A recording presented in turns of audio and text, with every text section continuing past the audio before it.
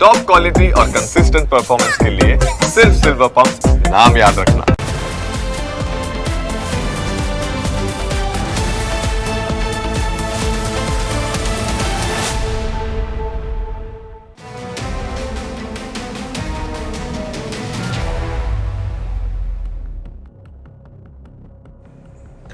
ઘણીવાર માણસ એવા સંકટમાં ફસાઈ જાય છે કે કાયદો હાથમાં લઈને ગુના આચરવાના શરૂ કરે છે, કારણ કે તેને પોતાના જ લોકોનો ડર હોય છે, સંબંધો તૂટવાનો ડર હોય અને તેના માટે તે પોતાની જવાબદાર માનીને ન કરવાનું કામ કરી બેસે છે। મહેસાણાના ખેરવામાં પણ આવો જ એક ચોંકાવનારો કિસ્સો સામે આવ્યો છે, જેની હકીકત સાંભળીને તમારા હોશ ઉડી જશે। તારીખ 13 જુલાઈ 2026ના રોજ ખેરવા ગામના રહેવાસી રમેશ પટેલ મહેસાણા તાલુકા પોલીસ સ્ટેશને પહોંચે છે। ફરિયાદ નોંધાવે છે કે તેમની પાસે રહેલા રૂપિયાની લૂંટ થઈ ગઈ છે। તેમણે ફરિયાદમાં લખાવ્યું કે તેઓ ક્રેડિટ સોસાયટીમાંથી 1.50 લાખ રૂપિયા રોકડા અને 8 તોલા સોનાના દાગીના લઈને ઘરે જતા હતા।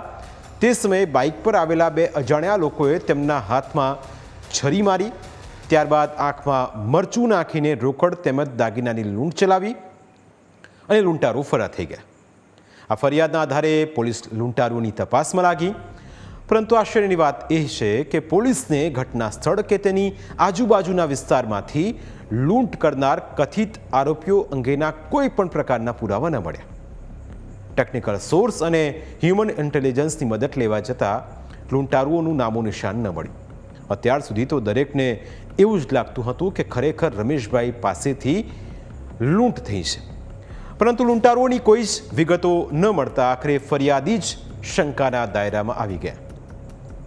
તપાસના ભાગરૂપે મહેસાણા પોલીસની ટીમ ફરિયાદી રમેશ પટેલને સાથે રાખીને ખેરવા ગામે પહોંચી પોલીસે ઘટના સ્થળની ભૌગોલિક સ્થિતિ તપાસવા અને કથિત ઘટનાક્રમ સમજવા ફરિયાદીની હાજરીમાં તપાસ હાથ ધરી।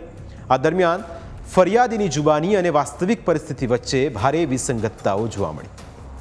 સમગ્ર પ્રકરણમાં સૌથી મોટો વળાંક ત્યારે આવ્યો જ્યારે પોલીસને હાથ એક સીસીટીવી લાગ્યા। સીસીટીવી ફૂટેજમાં રમેશ પટેલ પોતાની જાતે જ આંખમાં મરચું નાખતા જોવા મળ્યા, જેણે આખા કેસની બાજી પલટીને મૂકી દીધી। પોલીસની શંકા વધારે મજબૂત થઈ। ત્યારબાદ પોલીસે રમેશ પટેલની સઘન પૂછપરછ કરીને તેમના ઘરેથી મરચાના સેમ્પલ લીધા। ઘરના મરચાના સેમ્પલને લૂંટમાં ઉપયોગ કરાયેલા મરચાના સેમ્પલ સાથે મેચ કરવામાં આવતા મરચું એક સરખું નીકળ્યું। આખરે પોલીસે રમેશ પટેલની કડકાઈથી પૂછપરછ કરતા જ તેમણે પોતાની ભૂલની કબૂલાત કરી। રમેશ પટેલે કબૂલાત કરી કે લૂંટનું કાવતરું પોતે જ કર્યું હતું। હકીકતમાં તેમની પાસેથી કોઈ જ પ્રકારની લૂંટ થઈ નથી, પરંતુ સવાલ એ હતો કે રમેશભાઈએ લૂંટનું કાવતરું કેમ કરવું પડ્યું? એવી કઈ મજબૂરી હતી કે તેઓ લૂંટનું તરકટ રચવા માટે મજબૂર થઈ ગયા? તો પોલીસની તપાસમાં એવો ખુલાસો થયો છે કે રમેશભાઈએ 50 લાખનું દેવું કરીને પોતાના પુત્ર અને પુત્રવધૂને કેનેડા મોકલ્યા, જેમાં લાખો રૂપિયાનો ખર્ચ થયો। દેવું ચૂકવવા માટે તેમની પાસે કોઈ મોટી આવક ન હતી, જેથી તેમણે પુત્રવધૂના દાગીના વેચી દીધા। હવે તેમને ડર હતો કે જો પુત્ર કે પુત્રવધૂ દાગીના વિશે કંઈ પૂછશે તો પોતે શું જવાબ આપશે। આ ડર તેમને સતાવી રહ્યો હતો, એટલે જ તેમણે લૂંટનું કાવતરું રચ્યું। એટલું જ નહીં, તેમણે પોતાની જાતે જ પોતાના હાથ ઉપર છરીના ઘા મારીને લૂંટને રિયલ દર્શાવવાનો પ્રયત્ન કર્યો, જે બાદ તેમને સારવાર માટે હોસ્પિટલમાં દાખલ કર્યા।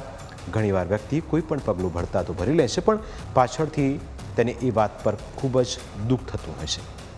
રમેશ પટેલને લાગતું હતું કે પુત્રવધૂના દાગીના વેચીને તેમણે મોટી ભૂલ કરી નાખી અને હવે પોતે ક્યારે તેની સામે નજર નહીં મિલાવી શકે। સાહેબ, કે મારી દાગીના બહુના વેચવાનું કારણ એ મારા બહુના દાગીના હતા ને બહુ મારા બિચારા કેનેડાથી એવા 3 મહિનામાં આવવાના હતા, બરોબર? હવે એ આવે તો હવે દાગીના માગે તો હું ક્યાંથી લાવું દાગીના? એના દાગીના મેં 4 વર્ષથી વેચી નાખ્યા હતા।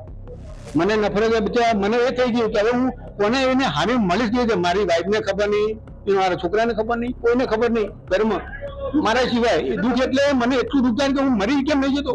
બસ મને એમ થયું બેન કે હવે હું આ એ પગલું ભરીશ તો મારા એમ થશે કે ચોરો લૂંટી ગયા છે, તો હવે બહુ ને મારો દીકરો મને માફ કરી દેશે, દાગીના ગયા તો ભલે ગયા। બરોબર છે, પણ હવે બધું ઊંધું થઈ ગયું એટલે હવે મારે જે સત્ય બધું મારે કહી દેવું પડશે. હવે એમાં ચાલશે જ નહીં. અંદરથી શું ફીલ કરી રહ્યા છો? અંદરથી એવું ફીલ કરી રહ્યો છું કે મારાથી આવું કેવી ભૂલ થઈ ગઈ મોટી. આ બહુ મોટી ભૂલ કહેવાય. બહુના દાગીના એટલે આમ બહુ મોટી ભૂલ કહેવાય. હવે એનાથી મારે શું કહેવાય, બીજું મારે તો બોલવાની મારે શબ્દ નથી હવે. પોલીસનું કહેવું છે કે રમેશભાઈએ લૂંટની ઘટના અસલી દેખાડવા માટે શક્ય તમામ પ્રયત્નો કર્યા. તેઓ ઘરેથી મરચાની ભૂકી સાથે લઈને ગયા હતા અને રસ્તામાં ઓછી અવરજવર હોય તેવી એક જગ્યાએ વાહન ઊભું રાખીને આંખમાં મરચાની ભૂકી નાખી હતી અને પોતાની જાતે છરી મારી હતી. ત્યારબાદ આસપાસના લોકોને એકઠા કરીને અસલમાં લૂંટ થઈ હોવાનું નાટક કર્યું. આખરે પોલીસે કઈ શંકાઓના આધારે આ કેસમાં ફરિયાદીની પોલ ખોલી તે પણ સાંભળો. ઘણી બધી બાબતો એવી હતી કે જે ડે 1 થી એમની જે રજૂઆત હતી ત્યારથી જ પોલીસને શંકાસ્પદ લાગેલી હતી. સૌથી પહેલાં જે ચાકુ જે મારવાની એમણે વાત કરેલી છે, એ ચપ્પુ જે એંગલથી અને જે રીતે વાગેલું છે તે જોતાં જ પોલીસને લાગતું હતું કે આવું કોઈ જાણીતા જે વર્ષોથી આવી લૂંટ કરવાની ટેવવાળા વ્યક્તિ હોય તેઓ દ્વારા મારવામાં આવેલું નથી. બીજું જે આમાં ચપ્પુ યુઝ થયેલું છે એ પણ ઘરમાં શાકભાજીને કાપવા માટેનું ચપ્પુ હોય છે. જે પ્રોફેશનલ જે લૂંટ કરનારા છે એ લોકો આવું ચપ્પુ યુઝ કરતા નથી હોતા. બીજું જે મરચાની ભૂકી યુઝ કરી તે ભૂકી સેમ એ જ પ્રકારની અને એ જ કંપનીની ભૂકી પોલીસને તેઓના ઘરેથી મળી આવેલી હતી. એટલે એ બાબતે પણ તેમની પૂછપરછ પોલીસે હાથ ધરેલી હતી. ગામની અંદર જે સમયે બનાવ બન્યો ત્યારે ગામમાં આવતા અને જતા કોઈ પણ એવા વ્યક્તિનું આવી વ્યક્તિઓ ત્યાંથી પસાર થયેલી હોય કે ત્યાંથી નીકળેલી હોય તેવી બાબતને સમર્થન મળતા કોઈ જ એવા નજરે જોનાર સાક્ષીઓ મળી આવેલા ન હતા.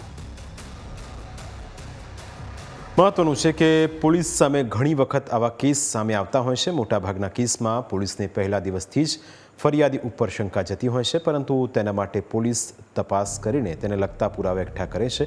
ત્યારબાદ ફરિયાદીને જ પોતાના ગુનાનું ભાન કરાવતી હોય છે.